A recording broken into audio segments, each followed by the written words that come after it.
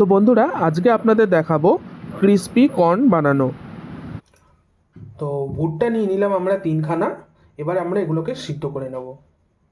Corn কিন্তু already boiled হয়ে গেছে, এবার আমরা এটাকে নামিয়ে ফেলবো।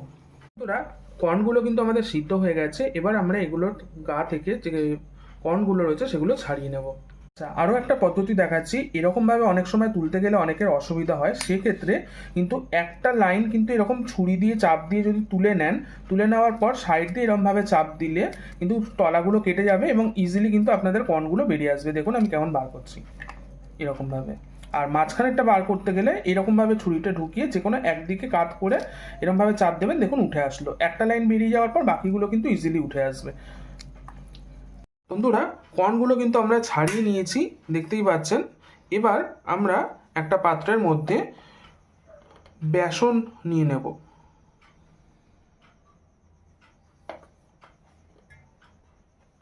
বেসনটা আপনারা আন্দাজ মতো নেবেন, যতটা কর্ন হবে সেই বেসিসে মানে সেই অনুপাতে আপনারা কিন্তু নিয়ে নেবেন। এটা কোনো আলাদা মাপ নেই যে এত চামচ লাগবে অত চামচ লাগবে, এটা আন্দাজ মতো আপনাকে নিতে লাগবে। এখানে আমি 5 চামচ বেসন নিয়ে নিয়েছি টেবিল চামচের। তার সঙ্গে এটাকে ক্রিস্পি করার জন্য আমি কিন্তু এর মধ্যে 1 চামচ সুজি দিচ্ছি। এটা অপশনাল, আপনারা চাইলে নাও দিতে পারেন, তবে দিলে এটা ক্রিস্পি হয়।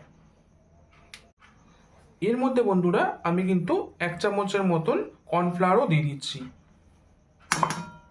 এর মধ্যে বন্ধুরা আমি এটা অ্যাড করছি, এটা চাইলে আপনারা অ্যাড নাও করতে পারেন। এটা হচ্ছে গোলমরিচের গুঁড়ো, একটু ঝাল বেশি লাগে বা ভালো লাগে সেই জন্য। এটা চাইলে আপনারা দিতে পারেন, চাইলে নাও দিতে পারেন।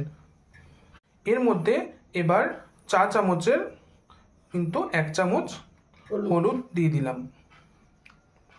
আর এর মধ্যে আন্দাজ মতো নুন দিয়ে দিলাম। এবার এটাকে প্রথমে একটু মিলিয়ে নিচ্ছি। তো এবার কিন্তু আমরা এটাকে একটু প্রথমে মিলিয়ে নিচ্ছি। এবার এর মধ্যে অল্প অল্প করে জল দিয়ে আমরা কিন্তু এটাকে মাখবো। এটা কিন্তু খুব বেশি পাতলা হলে হবে না, একটু স্টিকি রাখতে মানে একটু ঘন ধরনের রাখতে লাগবে।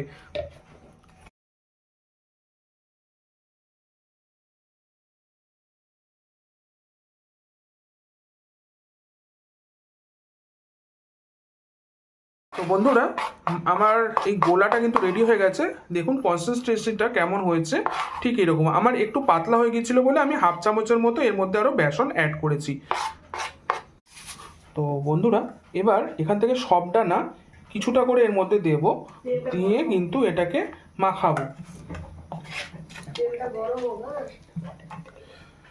আর সাথে কিন্তু আমরা অলরেডি এখানে তেল গরম বসিয়ে দিয়েছি। তেলটা প্রিহিট করে মানে একটু গরম হয়ে গেলে তবেই কিন্তু এর মধ্যে ছাড়বো। তো বন্ধুরা এবার এই যে মাখাটা, সেই মাখাটা এখান থেকে একটু একটু করে ছেড়ে দেবো।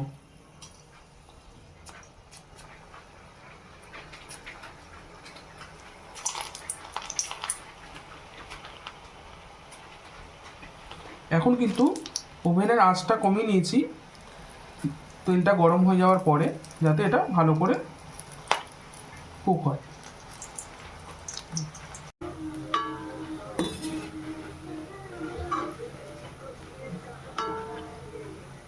এগুলো যখন ভাজবেন একটু গোল্ডেন ব্রাউন হওয়া অবধি ভাজবেন, আর বুঝতে পারবেন কখন ক্রিস্পি হচ্ছে যখন দেখবেন একটুখানি, দেখুন শুনতে পাচ্ছেন একটু খটখট করে এর মধ্যে শুনতে পাবেন আওয়াজটা, তার মানে এটা কিন্তু অলরেডি ক্রিস্পি হওয়া শুরু হয়ে গেছে।